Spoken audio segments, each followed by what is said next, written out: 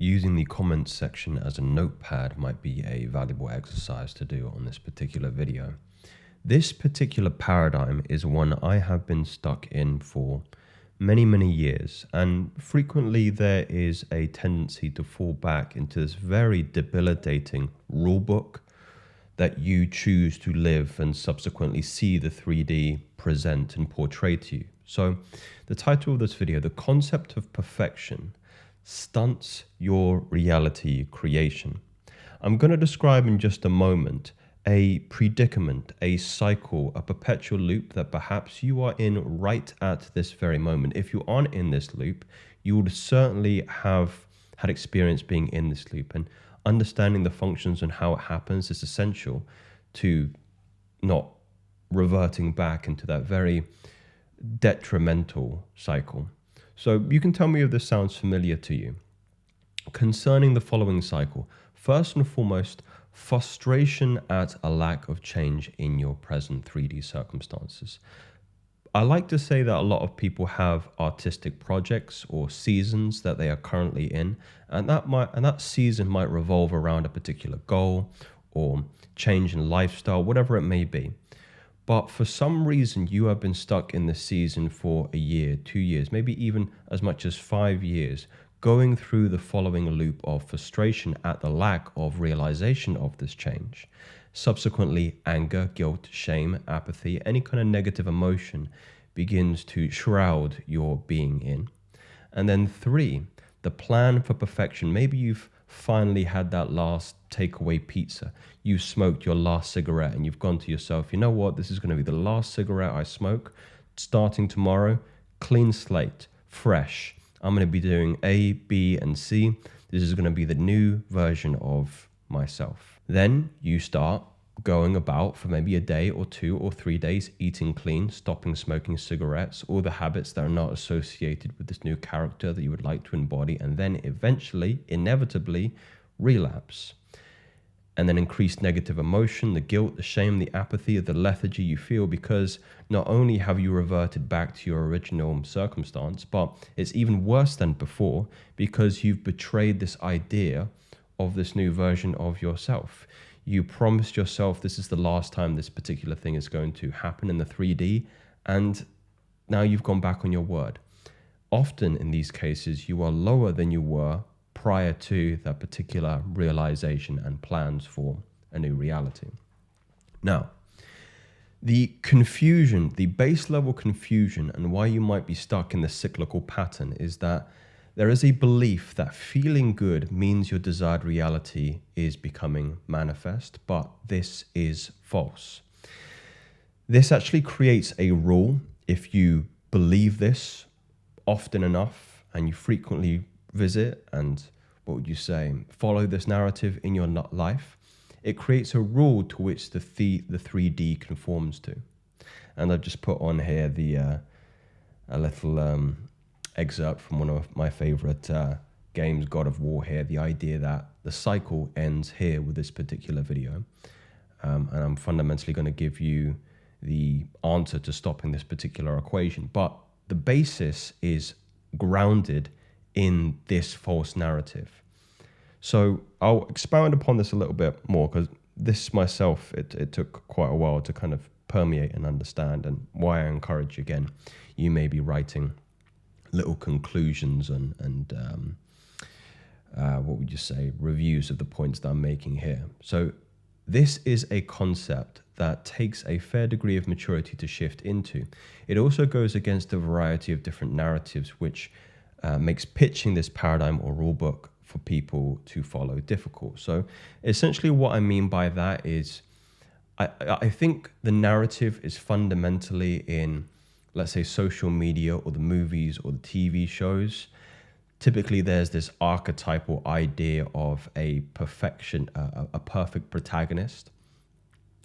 But even the concept of perfection is a flawed one. Perfection doesn't exist in the 3D. Our egos like to categorize certain things as good or bad, which stunts our progress when we inevitably experience the bad things. Here you can already see the the delusion and hopefully the cracks in the perfection model. because the idea is, do you really think that apparently seemingly spiritually elevated people never experience anything bad? They never have a bad day. They never stumble or make a fall. And the image or video or idea that this creates in my mind is this idea of somebody trying to climb out of a slippery slope, and maybe you take one step or two steps up the slippery slope. You can see your liberation, the light at the end of the tunnel, as it were. And then maybe something comes your way that makes you doubt your progress. And in that way, you revert back to the original place that you were. Essentially, the idea is it has to be a perfect journey out of that darkness. And you can't make a mistake. You can't make a trip, make a fall, make a stumble. And the negative emotions you have towards that stumble is what's fueling this slippery slope all the way down back to the beginning. So it's a really perpetual cycle of a negative feedback loop. So many people, again, are of the opinion that feeling good is the only ultimate reality that we need to chase, and everything else is false or wrong. To feel bad means we are doing something wrong, hence we feel even worse as a consequence of that. Then you fall into the, again, perpetual cycle of the slippery slope that you can never climb out of, because to experience one negative emotion on your journey out of the loop is to reset yourself back to the start. Again, do you really believe that the journey towards your desired reality is free from experiencing the odd bad day? You can describe this as an energetic frequency or aura that you are emitting. However, aura is dependent on consistency and frequent energy signatures, which are influenced by your belief system. So this is why it's so detrimental, gentlemen, in the sense that if you believe that there is this notion or idea of a perfect life free from the pitfalls of the odd bit of depression or the odd bit of anxiety there, when you feel the odd bit of depression and anxiety, because you are creating the rule book in which you're living your life, it's almost like you are handicapping yourself even more when you do experience those things, because it goes against what your belief system is. You'll be going, no, my belief system is that I can live a perfect life and I should be feeling good constantly 24/7. And then if I experience anxiety, I'm getting anxious because I'm anxious. I'm getting depressed because I'm feeling depression. So you see how each emotion kind of feeds into one another, and consequentially, it's very hard to climb out of that hole. So essentially, what is the answer to this? I think you can kind of, well, I'd be interested to see in the comments if at this point you know what it fundamentally is. I'm going to give you some exercises in just a moment, but rationale, presupposition. It is necessary to change this rule that you have fundamentally written for yourself. It is necessary to find peace in emotions like apathy and depression. This will prevent you resisting the emotion, which creates more negativity when you make the claim that you shouldn't be feeling this way, which further adds to this death spiral. So the logical question then becomes, how does one then cultivate peace? Fundamentally, it is awareness. Awareness of the fact that much of the information you pick up from your senses is but a fraction of the truth. And an easy demonstration or example of this particular truth is the visible light spectrum. So I'm sure you've seen this particular model before. On the top, you can kind of see you've got cosmic rays, X-rays, gamma rays, ultraviolet, microwaves, infrared, radar, radio, broadcast bands. Now, if we didn't develop the electrical equipment in order to measure cosmic rays, gamma rays, X-rays, we would never know that they existed. Think about that. The idea is if you didn't have a nose, you would never know that there was smell. You wouldn't know that there was information in the forms of, pheromones and scents that you can understand and interpret the world. And the reason why I'm using this particular model is look at the visible light spectrum. It is a fraction of the electromagnetic spectrum. Let's call it, 1% of the available information out there. And the truth that this is alluding to is the metric in which the Hindus discovered hundreds of thousands of years ago, and they were correct. What you can pick up and interpret in terms of the 3D is analogous to an illusion. It is Maya, Maya being the Sanskrit word for illusion. I mean, there's more modern ideas such as matrix, which again isn't too dissimilar from the term. Use whatever term that you would like. Essentially, if you are basing all of your emotions on what is manifesting in the 3D, you're basing your self-sense of worth and happiness and quality of life on something that is fundamentally transient, on something that is fundamentally an illusion. Can you imagine the baselessness to which the universe and the cosmos looks at you and goes, why is this individual deriving all sense of satisfaction and validation from something that doesn't even take up 1% of what the truth of this world is? And that is fundamentally awareness, consciousness. Now, it is an expansion of this awareness that impacts the level of your frequency, vibrancy, and subsequently your aura.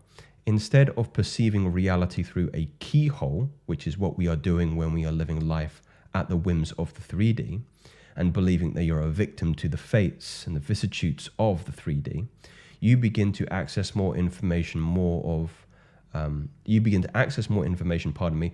the real picture, which is the rate in which life unfolds itself for you is more dependent on your belief system, your consciousness, than what is presented on the 3D. And what really came to mind to help, let's say, ground this in something a little bit more palatable was this idea of frame for me in male and sexual female dynamics. The world, or the 3D, can be analogous to the feminine. It's very subconscious. And the masculine is individual. It is you. It is the sense of presence and the sense of being. In order to create a relationship predicated on your terms and your control, you have to keep the frame.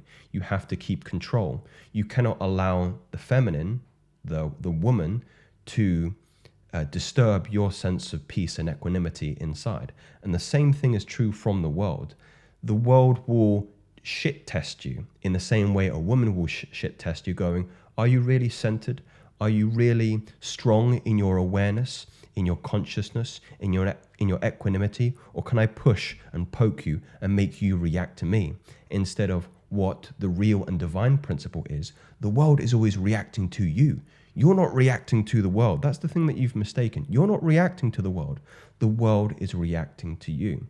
There is a slight delay on this as matter takes a longer time to consolidate and collapse into and of itself, predicated on, belief systems, thoughts and ideas, and let's say the mental and psychic field. So again, you want to keep your frame. You want to stay in your masculine, and when the 3D tests you in the form of a relapse, a setback, you have to almost appear detached and unaffected. Again, this is 1% of the reality that is unfolding on you. Like the 3D, like what you're experiencing around you, is not the real reality. The real reality is the one that is the internal one. And there are many quips that I'm sure you're familiar with before. The world is a mirror. It only reflects that which is internal. As above, so below, so within, so without. This is basic hermeticism in that way. Now, if we are aware that our awareness is going to be a key factor in us keeping our consciousness, our aura, our frequency high, it makes sense to then indulge and integrate exercises that expand the remit of our awareness. The rain's really, really heavy outside. I don't know if you can hear that. Now, there are a couple simple ones here. There was another one I really wanted to add, but I'm escaped. I've got it. I'll come to this in just a moment. But the first one is, of course, meditation. And I'm not going to speak too comprehensively on it. Many of you have heard me speak about meditation probably too much at the moment. This is really irritating me. Part of the... that looks pretty now. So meditation is really a state of cultivating awareness. I mean, there's various different attributes and benefits to a meditative practice, but if, again, the goal here is to keep frame, meditation is probably the best exercise in order to allow ourselves to keep our frame and be non-reactive to the world. I remember I was talking to a client very recently, and we were trying to instill a meditation practice in him, but he had builders, I think, next door or in his nearby vicinity, and he was going, "Joseph, I can't meditate." And I was going, in the same way how he was in his reactivity to the world, I said, make the construction a meditation object. The idea of meditation is to be unreactive and to center yourself despite what the 3D is presenting around you. It's poking you, going, can you meditate? Can you keep your composure? Of course you can. You need to pass that shit test from the 3D.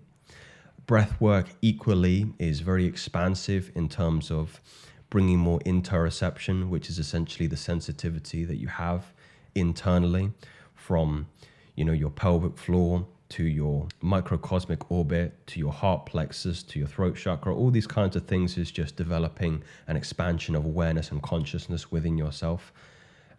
And more specifically, I would say pranayama, even things like kumhaka, which is breath retention, so going up without air for 2 minutes, 3 minutes, 4 minutes. You can really move into some transcendental states that expand your awareness beyond your body. There have been certain breathwork practices where and this sounds strange to say, but where I've become the room I was meditating and doing my breathwork in. So you have a sensory awareness of where your peripheries of your body are, from your fingertips to your toes to even the edges of your elbow and ears. But in some practices, you begin to, it's almost like if you can draw like the circumference of your body, that starts to blur and dissipate, and then the circumference then becomes the room that you're in. Very, very trippy experience. I put in here analyzing belief systems. Remember at the preface, I told you that you live your life built on your own designs, and that is the rule book in which the 3D is going to collapse itself around you. So it's very important to look at your belief systems and go, which ones are not valuable to invest in? So I'll give you an example. One of the ones that wasn't valuable for me to invest in is that listening to certain types of music is going to bring down your frequency. Now, there is some merit in this idea, but it's more important that you have an awareness of maybe the lyrics and the tempo of how something affects you, rather than being ignorant of something and listening to it that way. So that wasn't a particular paradigm that I found very, very valuable, because there were certain pieces of music like rap music or trap music that I have enjoyed, or even metal music, I would say. I'm more attached to the kind of rock, metal, alternative, what would you say, music that I listen to.